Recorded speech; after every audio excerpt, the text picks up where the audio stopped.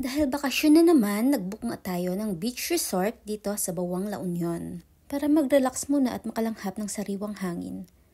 Ayan nga, kasama natin ang buong family.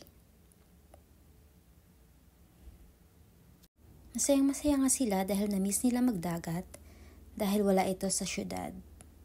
First time nga naming pupuntahan itong resort na aking binook. Ang saya ko nga dahil may naabutan pa akong isang available na room na kasya naman sa amin. Dahil kapag vacation season talaga, halos lahat ng magagandang resort ay fully booked na. No, wait lang naman. Chill.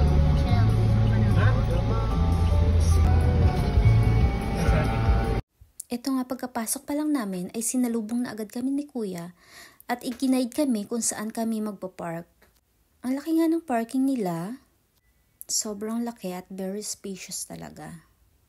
Ayan nga at mabilis lang at nakapark kami agad. Ayun yung ano ko. Hindi pa lumabas? Oo. Mag-ano pa tayo. Pagkapasok mo nga ay babatiin ka agad nila at itatanong kung may reservation ka.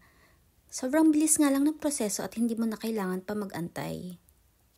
Pagkatapos mo nga ay sasalubungin ka ng staff nila at tutulungan ka sa mga gamit mo at ihahatid ka mismo sa inyong room.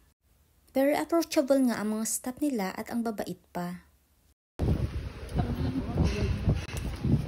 Sa taas po mo.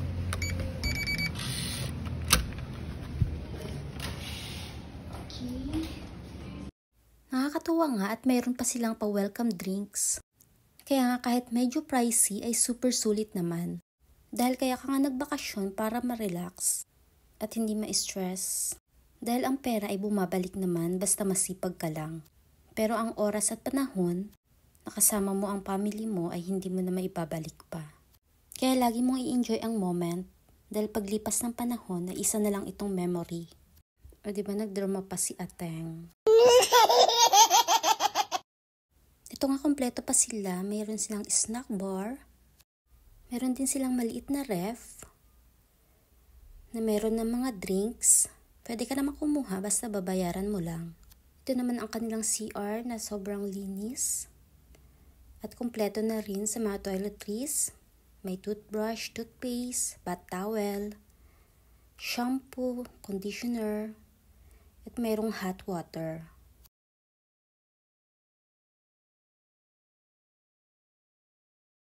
Ito naman ang kanilang room na sobrang laki din, na may centralized aircon, na kasyang-kasya kayo, ang buong family mo.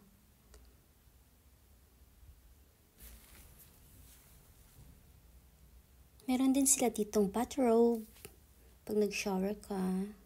At ito yung mga sleepers nila. Ayan, sinuot ko na yung akin. Kaya kompleto ka na, wala ka nang hahanapin pa.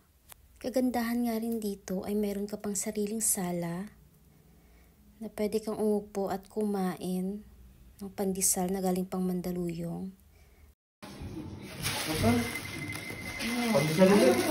Pandesal. Pandesal ulit? Hi. Ano gusto niyo? Ito, maraming kitchen. Ayun, no? Ay, asan may coffee dyan?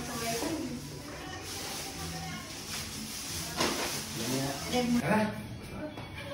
Ito, isang ba galing? Lahat? Oo. Picture ya, big. Magdala ba tayo ng baba? Okay. Paglagyan ng cellphone.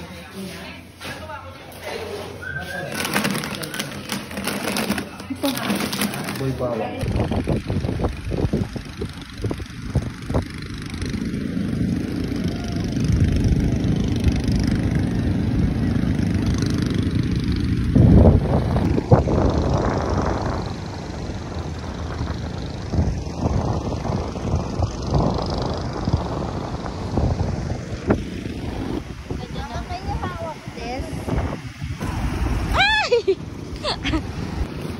Saka hindi naman pumalo to, mga maliit na pumalo.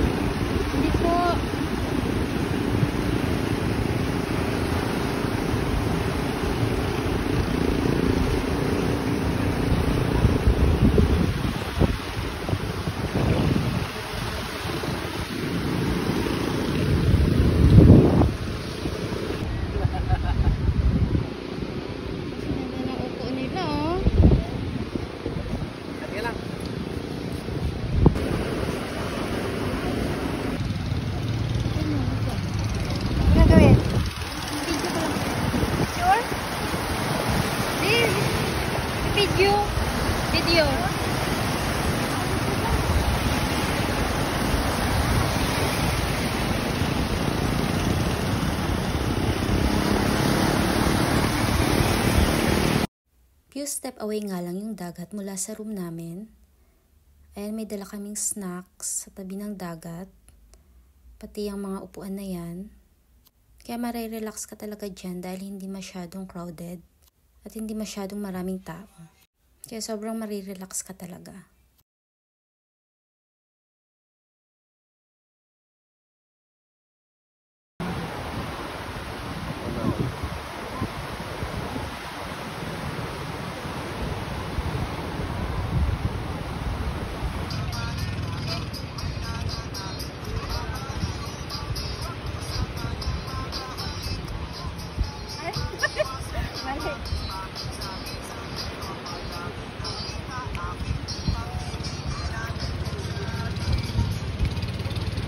May mali ako doon.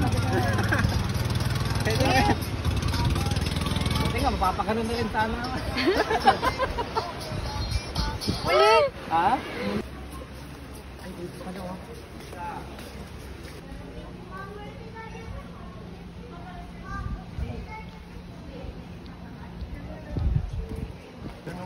Kayong dalawa doon.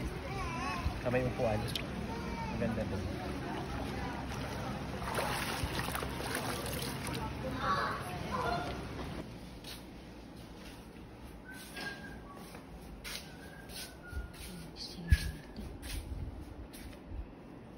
Ano ba yun?